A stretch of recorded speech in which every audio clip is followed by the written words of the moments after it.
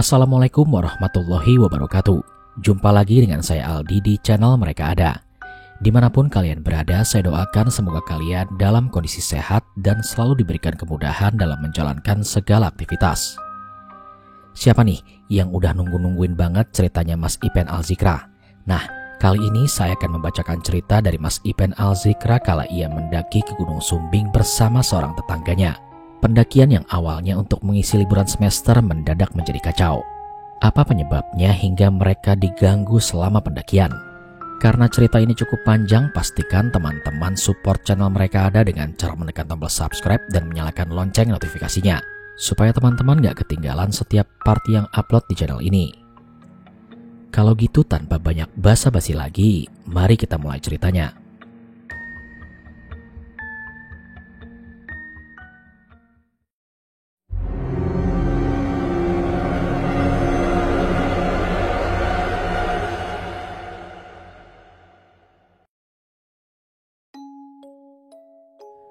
Mengingat pendakian itu sebuah pengalaman yang sangat berkesan dan tak akan pernah terlupakan sampai kapanpun.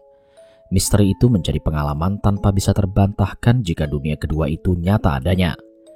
Pendakian perdanaku saat mengikuti sebuah petualangan menegangkan bareng bersama teman sekolahku. Gagasan pendakian ini karena kami libur sekolah akhir semester 2. "Win, kamu ikutan yuk?" ajak Leo. "Ikut kemana?" tanyaku. "Nanjak gunung, kita berempat ditambah kamu jadi berlima," imbuh Leo kepadaku. "Emangnya siapa aja yang ikut?" Aku bertanya kembali. "Ada aku, Febri, Henny sama Jesse, dan ditambah kamu," jawabnya. "Nanjak kemana emangnya? Terus kapan?" Kembali rentetan pertanyaanku. "Sumbing, lusa berangkat, ikut ya, pokoknya seru deh," katanya yang terucap. "Ya udah kalau gitu, aku izin orang tua dulu. Kalau dapat izin baru aku ikutan," kataku sambil menutup obrolan di telepon itu. Sore itu mencoba berpamitan kepada ayah juga ibu, namun masih menunggu mereka yang belum pulang menjenguk adikku yang sekolah di luar kota, karena tinggal bareng tante di Jogja. Liburan kali ini pun dia tidak pulang karena lebih asik liburan di sana katanya. Di dalam kamar aku sudah membongkar kembali peralatan outdoorku yang tersusun di lemari. Mengeluarkan keril, matras, sleeping bag, tenda, flysheet, trekking pole, kotak P3K, nesting juga kompor, dan tak lupa kompas sama pisau lipatku. Beberapa aksesoris aku lap agar bersih walaupun sama sekali tidak kotor. Malam itu akhirnya ibu dan ayah pulang. Meski baru saja masuk rumah, aku sudah merengek meminta izin untuk mendaki dengan teman-teman sekolah. "Sama siapa aja sih, Win?" tanya ibu. "Leo, Febri, Henny sama Jesse, berlima sama aku, Bu. Boleh ya, Bu?" Manjaku pun keluar sebagai jurus andalan. "Kalau mau mendaki ajak tetangga itu tuh, yang sudah hafal gunung," sahut ayah yang kini duduk di sampingku. "Ajak siapa ya?" tanyaku. "Itu, Al sama kakaknya," imbuh ayah. "Yah, mana seru, dia aja umurnya jauh di atasku," jawabku. "Kamu nih ya, Win, meski dia umurnya di atas kamu, dia lebih tahu soal naik-naik gunung gitu," ibuku yang mulai mengoceh. Sesaat aku hanya terdiam, menunggu persetujuan beliau berdua. Namun terlihat mereka hanya duduk menonton TV tanpa memberikan restu. Ikutan bengong sambil menunggu hal yang belum tentu diizinkan. "Gimana ya? Boleh ya?" Aku kembali meminta izin. "Nanti ayah ke rumahnya Alzikra, bisa nggak dia atau abangnya yang nemenin?" jawab ayah dengan tetap menatap ke layar televisi. "Oke deh ya," kataku sambil berlalu masuk ke dalam kamar. Meski satu desa setanah kelahiran, tapi dengan namanya laki-laki itu aku kurang akrab, karena terpaut usia yang lumayan jauh kalau dibandingkan dengan usiaku dan teman-temanku. Hanya mau gak mau daripada tidak dapat restu, aku iakan saja agar tidak gagal muncak kali ini. "Malam Mas, lusa rencananya aku sama teman-teman mau nanjak ke Sumbing, bisa temenin gak?" Aku mengirim chat ke Mas Al. "Berapa orang, Dek?" jawabnya dengan singkat. "Berlima, berenam berarti kalau sama Mas mau ikut," aku membalas. "Lusa ya? Oke deh, bisa," balasnya. Dahuli start ayahku, aku langsung chat orangnya biar gak bertele-tele. Dan kini sudah mulai lega karena dipastikan dapat izin dari orang tua meski harus mengajak orang lain sebagai pengasuh kami. Singkat cerita, hari ini kami semua sudah berkumpul di rumah. Memang sengaja aku jadikan titik temu untuk berkumpul dengan yang lain. Jam 10 pagi semuanya sudah ready. Hanya tinggal menunggu satu orang. Itu pun sangat lama datangnya. Padahal jarak rumahku dengan rumah dia hanya depan belakang. "Win, mana sih abang itu?" Leo bertanya. "Tahu tuh, lama banget. Rumahnya di belakang situ padahal," kataku. "Telepon dia lah Win, biar cepat," kata Henny. Tidak lama setelah itu terlihat laki-laki dengan kupluk hitam abu-abu keril di punggungnya jalan sambil menghembuskan asap rokoknya. Kacamata yang selalu dia kenakan menjadi cirinya. "Nah, panjang umur, orangnya datang," ucapku ketika melihat Mas Alzikra datang. "Mana sih orangnya?" kata Leo sambil melihat dari jendela. Setelah Mas Al tiba tanpa berlama-lama, akhirnya kami pun berangkat. Sebelumnya terlebih dahulu berpamitan dengan orang tuaku. Kami semua menyalaminya, dan ayah juga berpesan kepada pemuda ini untuk menjaga kami semua. Kami semua naik mobilnya Febri untuk menuju lokasi, dan pastinya karena perjalanan jauh, kami hanya menghabiskan waktu dengan ngobrol seru-seruan bareng. Kecuali dengan Mas Alzikra, dia memilih untuk tidur di kursi paling belakang dengan Leo di sebelahnya. Kami ambil rute pendakian yang terdekat atau masih satu kota dengan Magelang. Sebelum itu kami singgah di alun-alun kota terlebih dahulu untuk mencari makan siang sebelum melanjutkan perjalanan. "Kalian gak ada yang mau sholat?" tanya Mas Al kepada kami semua. Kebetulan di sini aku dengan Febri memang berbeda keyakinan, jadi gak ikutan ibadah. "Enggak Mas, saya tunggu di sini aja," jawab Leo. "Kalau aku lagi halangan Kak," Henny menyahut. "Ya udah, sebentar ya, aku ke masjid dulu. Kalian makan aja dulu," imbuhnya sambil berlalu. Mendengar pernyataan Henny membuat gusar kami semua. Perihal pantangan bagi wanita yang datang bulan melakukan pendakian. Mitosnya yang seperti itu akan banyak gangguan dari hal gaib. "Kamu beneran lagi tanggal merah, Hen?" tanya Febri. "Iya, emangnya kenapa sih?" Henny balik bertanya. "Kan gak boleh kalau lagi halangan mau naik gunung," kata Jessie. "Masa sih? Yah, gimana dong? Masa iya batal?" jawab Henny agak kecewa. Di sini memang Henny sama Jessie baru pertama kali mau melakukan pendakian, jadi belum paham hal seperti itu. Aku dengan Leo hanya diam karena tidak tahu mesti bilang apa, juga harus bagaimana. Di tengah perdebatan mereka bertiga, tak lama Mas Al pun sudah balik lagi. Melihat itu dia pun bertanya. Kenapa sih?" tanyanya. "Ini Mas, Henny kan lagi halangan. Gimana ya pendakiannya?" "Oh, gak apa-apalah, asal fisiknya tetap dijaga. Jangan sampai diem kalau sakit," katanya dengan santai. "Tapi kan Kak, itu salah satu pantangan naik gunung," Jessie mengutarakan pendapatnya. Namun hanya senyum santai yang terlihat dari Mas Al, sambil mengeluarkan rokok dari saku kemejanya. "Gak apa-apa, kalau adiknya sanggup ya lanjut aja," ucapnya lalu menyalakan sebatang rokok. "Tuh kan, gak apa-apa," Henny menyahut dengan senang. Setelah semuanya beres, makan juga merokok mereka selesai, kami kembali melanjutkan perjalanan, menuruni belokan ke kiri dan ke alun-alun, menuju jalanan yang naik turun. Kemudian berkelok-kelok melewati beberapa jembatan untuk sampai ke Kali Angkrik menuju base camp Mangli. Kali Angkrik jalan yang berbelok tajam, membuat serunya perjalanan. Hamparan tebing terlihat menjulang tinggi. Jurang dengan dasar sungai bebatuan menambah keseruan tersendiri kala meniti perjalanan ini. Cuaca kali ini pun sangat mendukung, cerah berawan. Langit berhias awan yang menggumpal bergelantungan menjadi lukisan semesta untuk memaknai rasa akan keindahan jagat. Ditambah keseruan kami yang berkelakar dengan riang, laksana menuangkan kebahagiaan dalam benak masing-masing. Kita sebelum muncak enaknya nikmati pemandangan dulu yuk, ajakku pada yang lain. "Di mana Win?" tanya Jessie. "Di Kali Angkrik sebelum base camp kan banyak," jawabku. "Wah, seru tuh, selfie dulu ya kan?" imbuh Henny. Namun di sini tanpa ada sahutan dari para cowok. Febri masih sibuk dengan menyetirnya, sementara dua laki-laki di kursi belakang pada tidur dengan telinga disumbat headset. Di desa dadapan juga keren, lihat aja ntar. Tiba-tiba suara itu terdengar dari belakang. Siapa yang ngomong sih? Tanya Henny. Itu Mas Al, jawabku.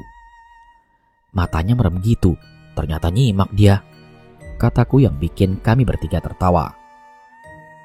Perjalanan yang panjang ini membuat Febri merasa capek, jadi diputuskan untuk mencari sebuah warung di pinggir jalan untuk sekedar istirahat juga ngopi. Selain itu kami juga harus buang air yang sedari tadi sudah kami tahan. Dan dimulai dari sinilah misteri itu datang terjadi.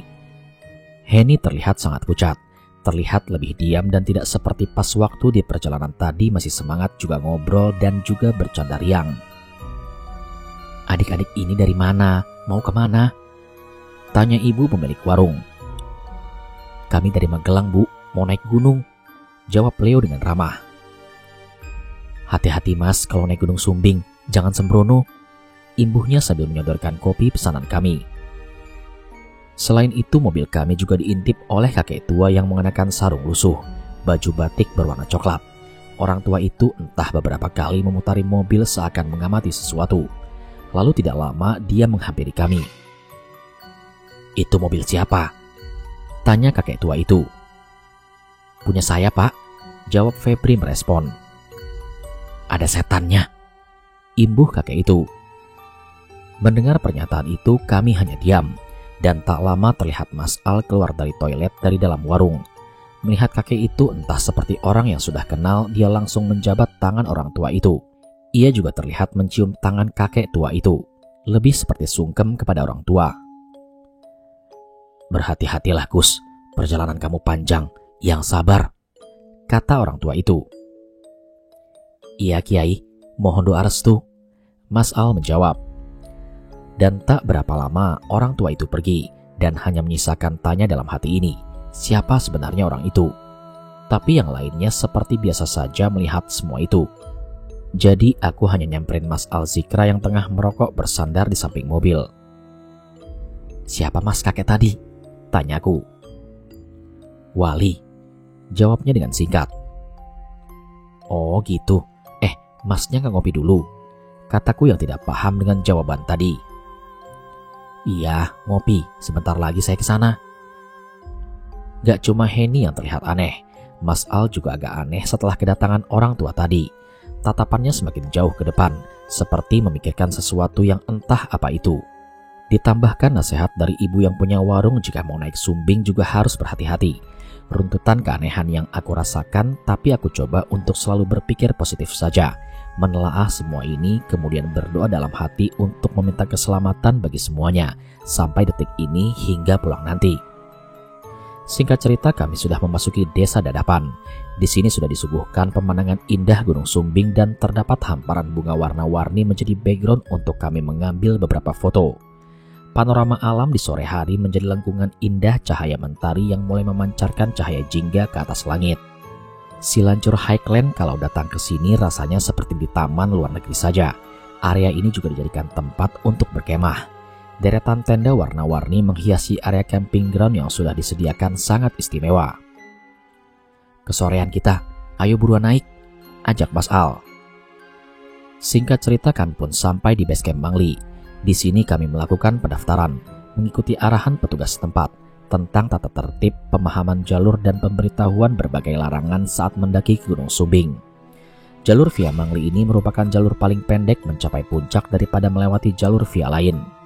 Sore itu petugas juga melakukan pengecekan logistik. Barang bawaan lain juga dicatat. Semua aman dan sudah beres mendapatkan perizinan. Hanya waktu pendakian sengaja dilakukan setelah ibadah maghrib. Jadi menanjak kali ini dilakukan malam hari. Tentu akan membawa kesan misteri dalam perjalanan. Terlihat juga banyak rombongan lain yang masih duduk santai menikmati kopi hangat dengan pemandangan yang indah. Gelak tawariuk mereka menghidupkan area base camp ini. Kami juga tidak kalah seru, menikmati ujung senja dengan bercanda ala kami. Selain itu, kami juga membentuk tim, Leo sebagai navigator, disusul Febri sebagai leader. Selanjutnya ada Jessie, Henny, aku dan yang paling terakhir adalah Mas Al Zikra sebagai sweeper. Kumandang azan maghrib terdengar dari masjid yang letaknya di atas pos pendaftaran. Kami semua pun berbondong-bondong ke arah masjid di tengah perkampungan warga. Aku, Febri, juga Henny hanya menunggu yang lainnya ibadah. 15 menit kemudian semuanya sudah berkumpul kembali. Mulai jalan kita, ajak Febri. Kumpul dulu, berdoa bersama dulu, imbuhku pada yang lain. Lalu kami berenam membentuk lingkaran dan memanjatkan doa menurut keyakinan masing-masing. Setelah semuanya selesai, dimulailah perjalanan awal pendakian kali ini. Sebentar, mumpung masih ada warung, ada yang mau beli lagi nggak? Tanyaku pada yang lain. Aku beli pembalut dulu ya, takut kehabisan, kata Henny. Aku juga mau nambah air dulu, takut kurang. Leo pun menyahut. Di sebuah warung terakhir yang tidak begitu lengkap bahan jualannya, kami menambah kebutuhan yang ada dan yang diperlukan saja. Menyusuri jalanan yang masih sangat luas dan enak, kami masih ngobrol sambil jalan. Di depan sana juga rombongan para pendaki masih terlihat santai berjalan. Keriangan dengan gambaran semangat terlihat dari wajah-wajah kami, kecuali Henny yang terlihat pucat. Hen, kamu kelihatan pucat banget sih Hen, kataku pada Henny. Gak apa-apa kok Win, hanya mules sedikit aja, jawabnya. Kalau kamu merasa gak kuat jangan dipaksain, bilang aja, imbuh Jessie berkata. Iya, kuat kok, Henny berkata dengan menunjukkan semangatnya. Ujung desa sudah kami tinggalkan dan di sini kami mulai melintasi ladang, perkebunan milik warga. Petakan persawahan yang bertingkat-tingkat menghias dengan pantulan cahaya rembulan yang terlihat separuh lebih di atas langit. Jalur setapak yang terbuat dari cor-coran semen ini menuntun kami terus melangkah sampai dijumpai area pos 1 yang menjadi perbatasan antara ladang dengan hutan. Di sini kami beristirahat, meluruskan kembali pinggang juga betis yang sudah mulai mengeras karena perjalanan. Udara dingin tidak membuat kami semua bermandikan peluh yang membanjiri seluruh tubuh. Helusan angin menyapa saat peristirahatan di pos 1. Keangkaran area pos ini terlihat ketika tiba-tiba sebuah sosok putih terlihat bergerak di salah satu pohon. Serasa salah dengan penglihatan ini, namun setelah benar-benar aku perhatikan, kain putih itu berkuncit, pelan mengangkat wajahnya yang hitam gosong.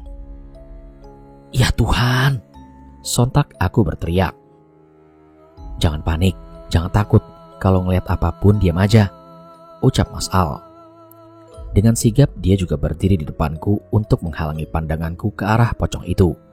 Tidak seberapa lama dia pun duduk lagi. Saat aku takut untuk melirik ke arah penampakan tadi, sosok itu sudah tidak terlihat. Lihat apaan sih Win? Jessie bertanya. Ada pocong, jawabku spontan. Tolong kalau lihat sesuatu diam atau kita batalkan pendakian ini, kata Mas Al Zikra yang terlihat kesal. Loh, kok batal? Kenapa? Tanyaku dengan nada tidak terima. Jaga lisan kalau mau lanjut, harus tabah juga berani, karena alam memiliki aturannya masing-masing, ucapnya memberitahu. Mendengar itu kami semua terdiam. Sepertinya bukan hal yang baik untuk berargumen dengan ego. Memang sangat benar apa yang dikatakan laki-laki di sebelahku ini. Jika bertamu maka harus mengerti seperti apa tuan rumah yang akan dikunjungi. Saat rasa kalut mulai menyelimuti kami semua, rasa takutku yang telah aku tularkan ke semua teman-teman pasti membuat semua was-was. Dan ini yang dimau oleh para lelembut itu. Banyak-banyak berdoa, tenangkan pikiran, buang segala pikiran juga rasa takut. Mas Al membuka obrolan. Iya Mas, maaf ya Mas. Gak apa-apa dek, wajar kalau tadi merasa emosi karena tekanan hawa lain. Imbuhnya sangat tenang. Bismillah, semoga senantiasa diberikan keselamatan untuk kita semua, ucap Leo. Amin, serempak kami semua mengaminkan. Semua kini sudah kembali tenang. Aku juga kini mencoba melupakan pocong tadi. Melanjutkan perjalanan kali ini terlihat sudah semakin malam. Gerbang hutan rimba telah menanti. Serasa magis memanggil dengan seruan gaibnya. Aku menatap jalur gelap dengan pepohonan yang besar dan ditumbuhi akar-akar yang mencuat antara bebatuan juga tanah. Belukar bagai barisan kepala-kepala setan yang terlihat di mata ini. Hanya mencoba mengabadikan hal ini, menelan ludah ketakutan yang serasa getir. Tuhan, selalu dampingi aku. Selamatkan kami semua melewati jalur duniamu, doaku dalam hati. Barisan yang sudah ditentukan kini posisiku nomor 2 dari belakang, dan ada Mas Al di paling belakang menjaga kami semua yang berada di depan. Terjalnya jalan menanjak dengan bebatuan ini sangat menghabiskan tenaga. Terbentur juga dengan daya magis hutan ini semakin menambah habisnya energi. Sesaknya nafas juga panasnya dada sudah mulai aku rasakan. Rasanya ingin berteriak meminta istirahat sejenak untuk mengatur nafas dan meletakkan kerilku yang semakin berat terasa. Saat memikirkan itu belum sampai tuntas, Henny terjatuh tersungkur tertindih tasnya. Namun lama dia terdiam, hanya menggerakkan tangan juga kaki, seolah ransel kecil berisi logistik itu menjadi beban di tubuhnya. "Awas, permisi," kata Mas Al. Dia menerobos melewatiku sangat terburu-buru, lalu membantu sahabatku itu bangun dan duduk. Nafas Henny sangat terlihat susah seperti mau terserang asma. Keringatnya bercucuran banyak, dengan kelopak mata sayu dengan wajah yang memucat. "Tolong ambilkan air," kembali ucapan Mas Al Zikra meminta. "Ini Mas." Febri kemudian memberikan air mineral. Dengan membacakan doa lalu meniupkan ke dalam botol air itu. Setelah itu memberikannya kepada Henny. Dan tak berapa lama nafasnya mulai normal juga terlihat lebih tenang. Tatapannya mulai terlihat menelisik. Mulutnya bergetar ingin mengucapkan sesuatu namun ditahan olehnya. "Sudah bisa jalan belum, Hen?" tanyaku.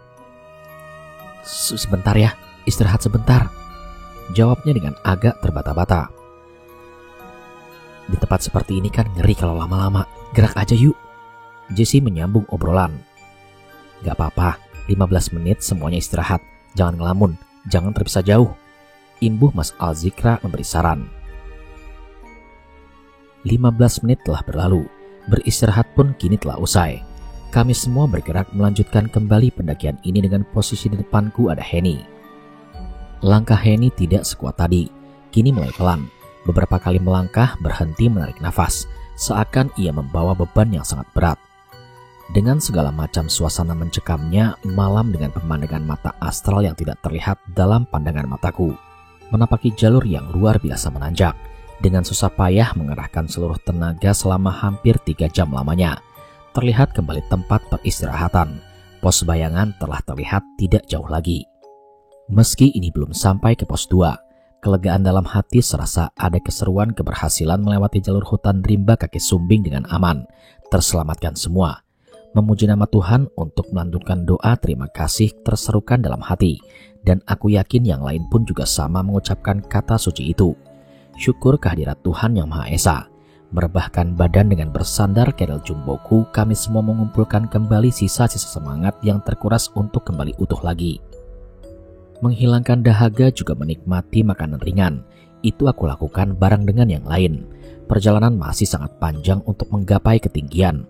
Meski masih di kaki gunung, semangat ini masih terus menyala di tengah dinginnya malam alam Gunung Sumbing. Pos bayangan menjadi tempat 6 orang merebahkan dengan rasa lelah. Sedikit memejamkan mata, mengumpulkan kekuatan diri dan membuang jauh-jauh ketakutan dengan sambutan tadi. Merinding sendiri badan ini mengingat hal itu. Bangkit dari rebahanku memandang mereka yang masih terlihat kelelahan dengan wajah-wajah yang berpeluh. Membuka keril dan mengeluarkan roti yang aku bagikan ke yang lain agar tidak pada melamun. "Nih, makan, jangan pada diam-diam gini dong, ngobrol gitu," ucapku pada yang lain. "Ngobrolin apaan enaknya? Masih atur nafas ini, Win," jawab Henny dengan muka yang masih pucat. Hen, kamu tambah pucat loh, gak apa-apa kan?" tanyaku kepadanya. "Gak apa-apa kok, cuman sedikit capek," kata Henny yang sedikit menggeser dari tempat duduknya. "Ada bawa obat gak? Atau apa gitu buat nambahin darah?" Febri membuka mulutnya yang sedari tadi hanya diam. "Gak bawalah, kurang persiapan aku, Feb," Henny menjawabnya. Melanjutkan makan juga beristirahat sambil ngobrol. Tanpa terasa suara leader tim sudah mengajak untuk jalan lagi, meneruskan pendakian kembali. "Oke ya, kita lanjut," ajak Febri. Komando itu pasti disepakati kami semua tanpa mengeluarkan bantahan sama sekali.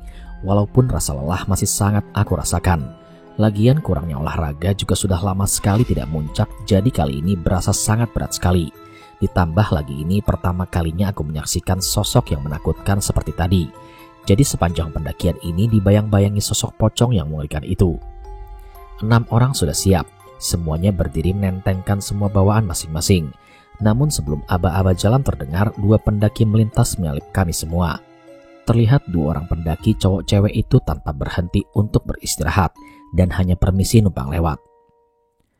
"Formasi tetap sama ya, kita mulai jalan," ucap Leo sang navigator.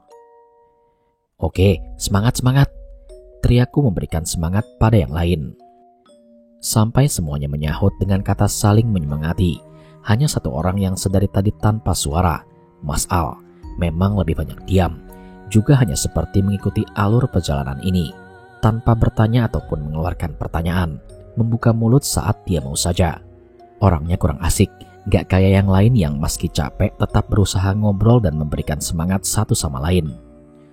Kembali menembus dinginnya malam yang gelap, mengandalkan sorotan headlamp juga insting semata, mengesampingkan pikiran negatif, melantunkan doa dalam hati tanpa terputus sedikit pun. Setelah menapaki perjalanan kurang lebih 1,5 jam sampailah di pos 2, pos yang sebenarnya, pos Sirwet. Di sini juga sudah banyak pendaki yang beristirahat. Beberapa tenda juga berdiri di area ini, mungkin bagi mereka pendaki yang santai dan tidak terburu-buru. "Kalian istirahat aja dulu, kumpulkan botol kosong. Di atas sana ada sungai, nanti aku yang ambil air. Siapa yang mau temani?" Terdengar suara tetanggaku ini.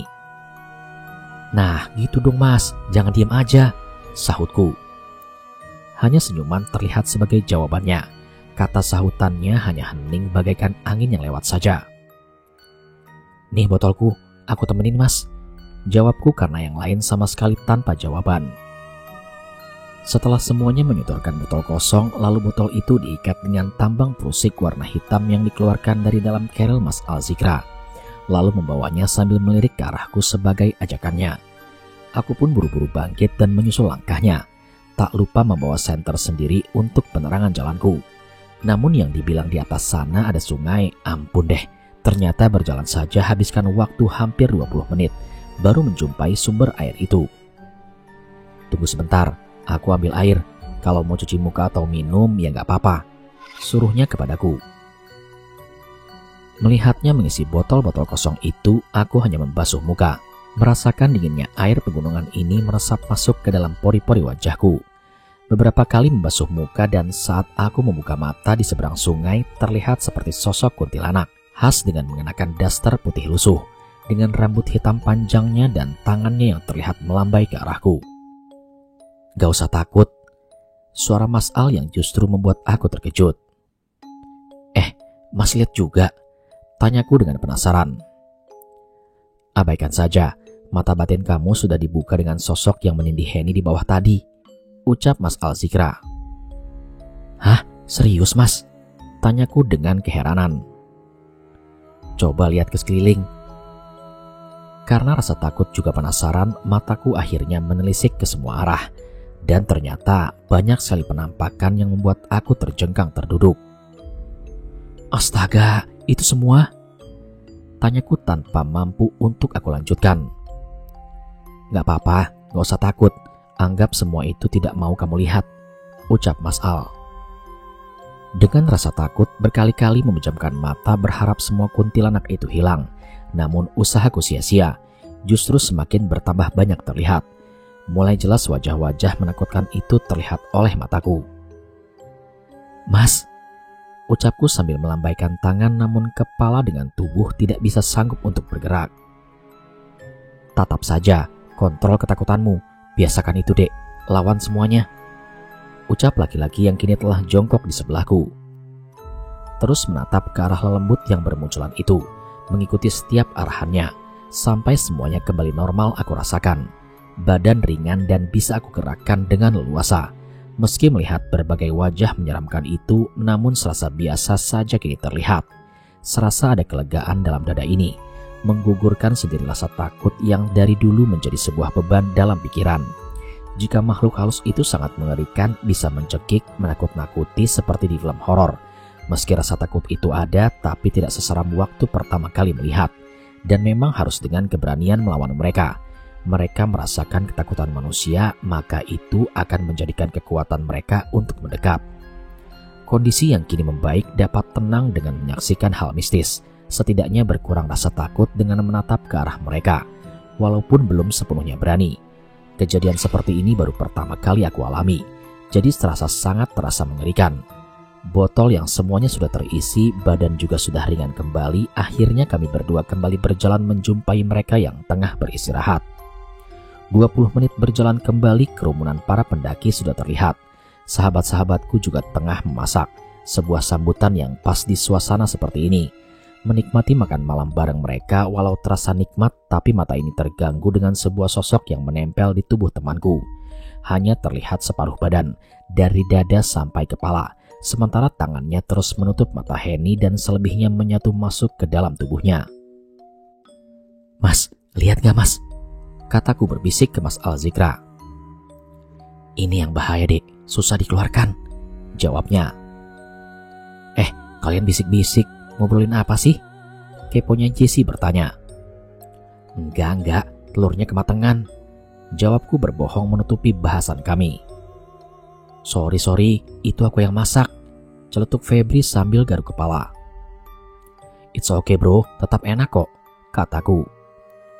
Melanjutkan kembali makan sambil terus menatap sosok itu. Matanya terlihat melirik dari balik rambut panjangnya yang kusut. Tatapan kami saling beradu, membuat merinding aku rasakan. Wajahnya yang seram samar terlihat. Sesekali mengalihkan pandangan, juga melihat laki-laki di sebelahku yang terlihat juga menatap lekat ke arah sosok yang menyatu dengan tubuh Henny. Tatapannya mengisyaratkan sesuatu dan terlihat tidak suka dengan mulut yang tertahan namun ada getaran, mungkin merapalkan doa. Tak lama keluar sebuah ucapan. "Kita ngecamp di sini aja, lanjut besok pagi kita nanjak," kata tetanggaku itu. "Hah? Serius mas? Bakal lama dong kita sampai puncak," ucap Leo, seakan tidak setuju. "Puncak gak akan kemana-mana bro, kasihan Henny, dia semakin pucat juga lemah," imbuh Mas Al. "Aku gak apa-apa mas, lanjut aja," Henny menjawabnya. Kembali tersenyum tanpa ada jawaban, hanya saling pandang mau dilanjutkan atau buka tenda di sini.